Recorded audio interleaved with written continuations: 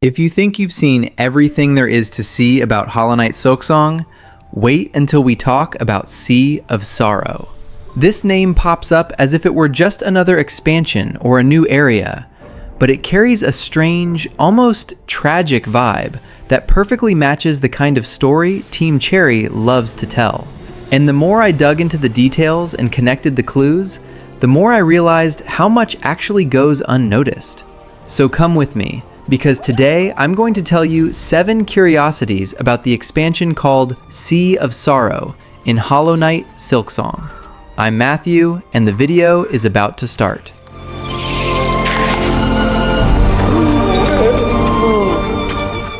Sea of Sorrow being a totally free expansion is something that really draws attention. And to be honest, it makes any Hollow Knight fan's heart happy. In a time when almost everything on the market comes with an extra price tag, seeing Team Cherry offering new content for free is practically a gift.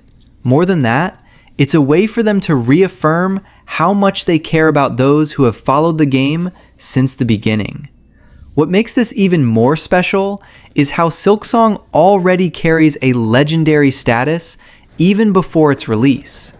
The promise of a free expansion not only pleases players, but also conveys a lot of confidence.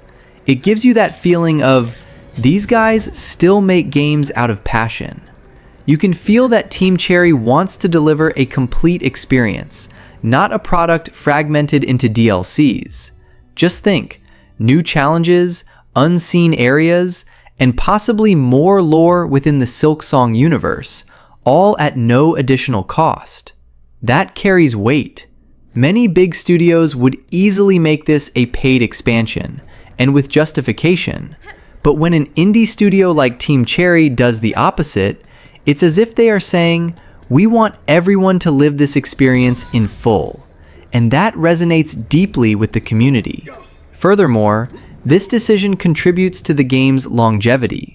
A free expansion ensures that the player base remains active and united. Everyone will be playing the same content, discovering news together, without any financial barrier separating the community. It's the kind of strategy that creates shared moments, the ones we remember over time, like, remember when they released Sea of Sorrow and everyone went to explore it together? And honestly, this choice by Team Cherry is almost a lesson on how to treat your audience. They know Silksong is more than a game. It's an emotional experience for many people. So when they do something like this, free and honestly generous, they don't just earn respect. They reaffirm the reason everyone fell in love with Hollow Knight in the first place. It's the kind of gesture that keeps the flame alive between creators and fans. This nautical theme in Sea of Sorrow is one of the most interesting things I've heard about Silksong. The idea of taking Hornet on a journey across and below the salt-blasted seas sounds almost poetic, and at the same time, mysterious.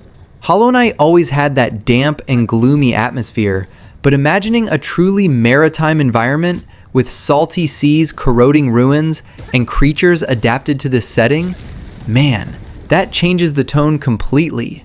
The coolest thing is thinking about how the game design can take advantage of this theme. Team Cherry are masters at creating unique atmospheres. Just remember places like Fog Canyon or Queen's Gardens, and imagining what they can do with the visuals and sound of an aquatic environment gives you a good shiver. Perhaps muffled sounds, distant echoes in the depths, reflections of light on the water, and even salt particles floating in the air. You can feel the heavy atmosphere just thinking about it. And Hornet in this context is another point that makes me curious. She is agile, precise, and much more expressive in her movements than the Knight in Hollow Knight. Placing her on slippery terrain, with enemies emerging from the water or attacks that change behavior according to the environment, could open up space for new combat dynamics. You can imagine maritime tools, perhaps harpoons, ropes, even hooks, all in that elegant style that suits her so well. Another thing that catches my attention is the thematic contrast. In Silksong, much of the setting is warm, even earthy. Inserting a sea of salt creates a perfect balance between the new and the familiar, a sense of true exploration. It's almost as if Hornet's journey is expanding not just physically, but symbolically, diving into something deeper, both literally and emotionally. Ultimately, this nautical theme seems to be quintessential Team Cherry, bold, atmospheric, and full of meaning. It's not just water and salt, it's the kind of world building that makes you feel like every pixel has a story behind it. If Sea of Sorrow truly delivers all of this, it's safe to say this will be the most beautiful and haunting dive in the Hollow Knight universe. This announcement of Sea of Sorrow, right after Silksong surpassed 7 million copies, is simply insane, and at the same time, totally deserved. It's the kind of moment where you can feel the impact of a game that became something much bigger than expected. Silksong already carried the weight of being the sequel to one of the most beloved indies in history, and yet it managed to exceed all expectations. Team Cherry didn't just make history, they broke the internet. Think about it. Rarely do we see a small studio reach this level of success. We're talking about a 2D game with handcrafted aesthetics and a focus on exploration and silence, and yet it dominates conversations, memes, and timelines. It's as if the Metroidvania style has returned to the spotlight with full force. And then, while everyone was still celebrating the 7 million copies milestone, comes this bombshell expansion announcement, taking everyone by surprise. Team Cherry's timing was perfect. It's almost cinematic.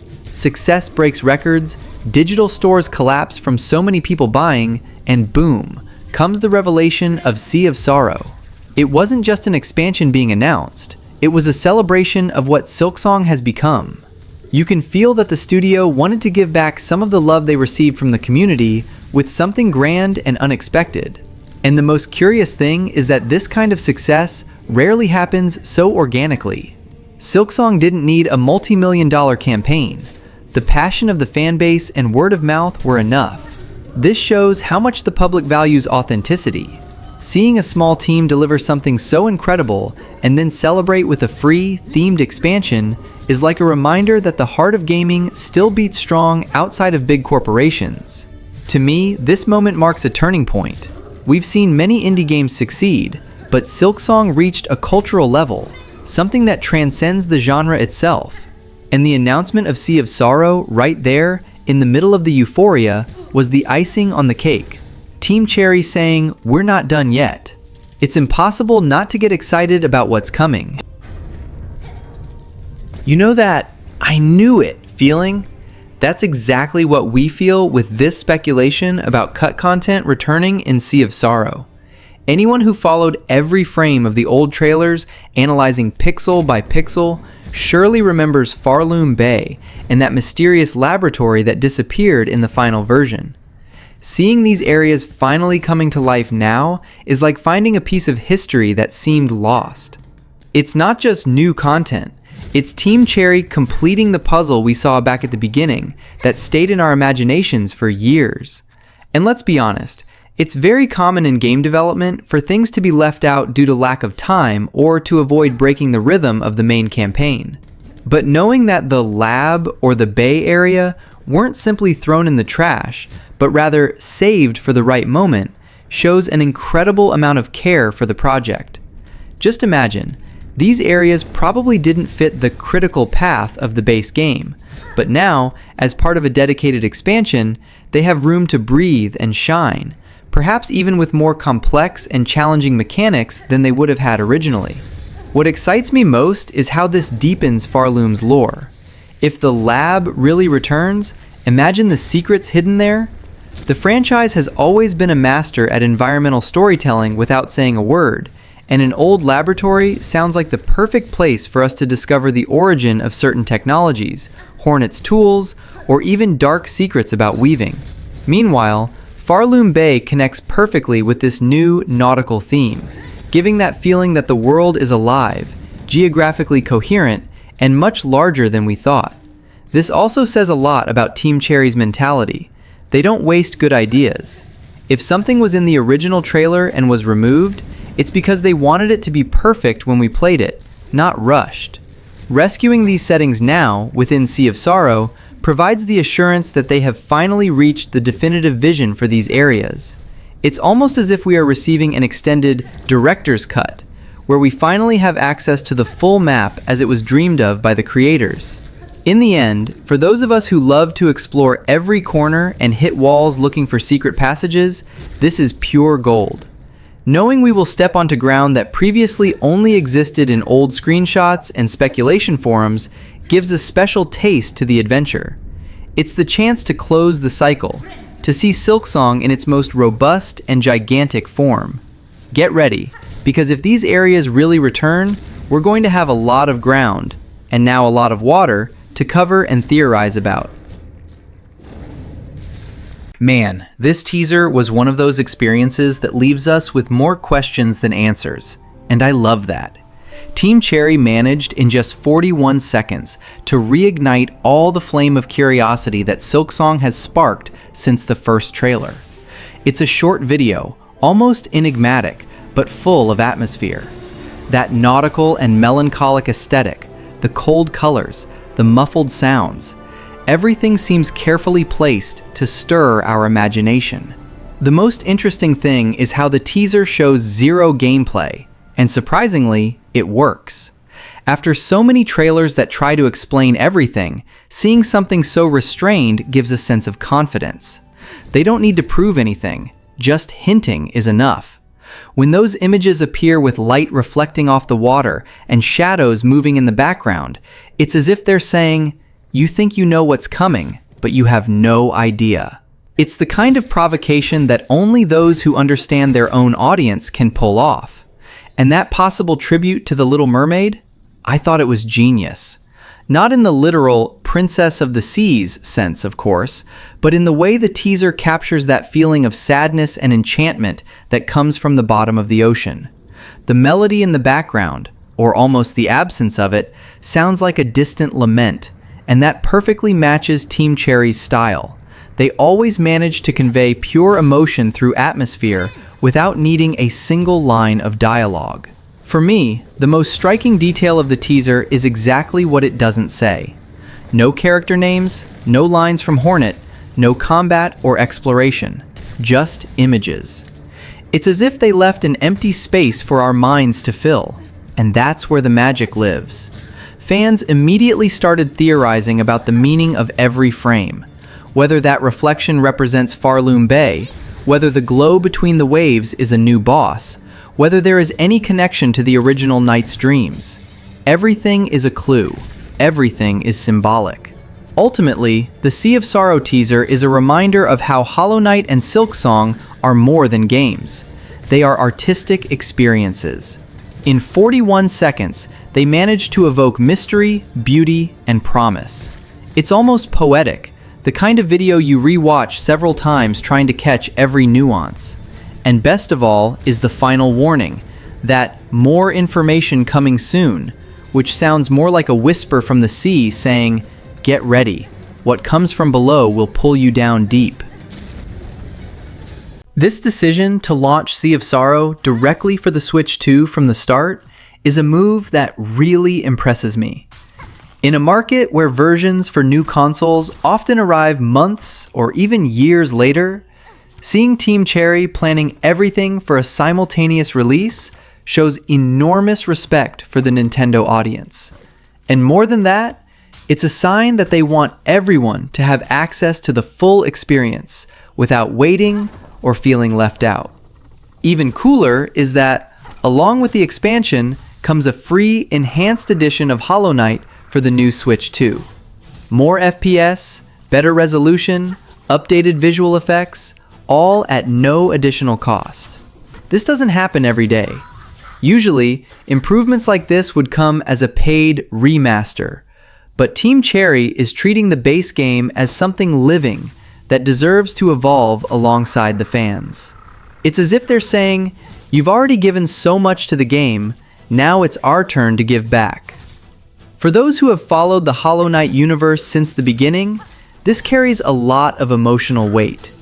Playing the classic with renewed graphics and performance on the Switch 2 is almost like reliving the journey with new eyes.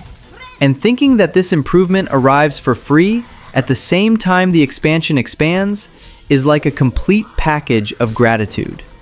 It's not just a technical update, it's a gesture of affection for those who have already lived every pixel of the game. Furthermore, this broad support across all platforms shows that Team Cherry truly wants to keep the community united. It doesn't matter if you play on PC, PS5, Xbox, or Switch. Everyone will have access to the same content under the same conditions. This avoids that feeling of exclusivity or division that we so often see in the industry. Here, everyone is in the same boat, literally sailing the same waters. In the end, this launch with Switch 2 support and the free Enhanced Edition is a reminder that even in times of big budgets and million-dollar releases, there are still studios that put the player first. It's this kind of attitude that keeps us believing that games can be made with soul, and that even in a scenario of constant technological evolution, the essence of what connects us to the Hollow Knight universe remains intact. This play on the name Sea of Sorrow became an instant meme, and honestly, it's impossible not to laugh. The simple fact that the acronym is SOS, the classic distress signal, fit like a glove for the community, which has been joking for years about the long wait for Silksong. It's as if Team Cherry did it on purpose, a humorous nod to the fans who survived the news drought. And best of all, the name works both poetically and as a joke, a sea of sorrow, or infinite patience. What enchants me most is how this kind of humor shows how united and self-aware the Hollow Knight community is. Throughout all this time, between theories, memes, and expectations, the fans have created a culture of their own. When the name Sea of Sorrow appeared, no one needed context. Everyone got the joke immediately. And of course, the classic phrases came out. The fans' tears formed the sea. Finally, the true meaning of Silksong, aquatic suffering. It's that collective humor that only exists when the audience truly loves a game. But if we stop to think about it, all this irony also has an affectionate side. The SOS does represent the suffering of the wait, but also the connection between creators and players. Team Cherry took their time, but they delivered something made with care, and the fans, even while joking, showed that they stayed close, watching every step. So, Sea of Sorrow ends up being an inside joke that celebrates this relationship of patience, hope, and, of course, memes. The most impressive thing is how this became a natural part of the game's identity. Just look at any social network. Memes with boats made of tears, Hornet holding a lighthouse, help messages styled with the expansion's logo. It turned into a party. It's rare to see a community turn its own frustration into something fun, and this is proof of how the Hollow Knight fandom has a very unique sense of humor, the kind only those who live through the wait truly understand. Sea of Sorrow being known as the fans' SOS is more than a joke. It's a symbol of how passionate and resilient this community is. The wait became part of the journey, and the name of the expansion crystallized that perfectly. When the trailer appeared with this title, it felt like a wink from Team Cherry to everyone who spent years shouting, "Where is Silksong?" And sincerely, it was the best possible response, laughing together and continuing to sail this sea of expectation and love for the game.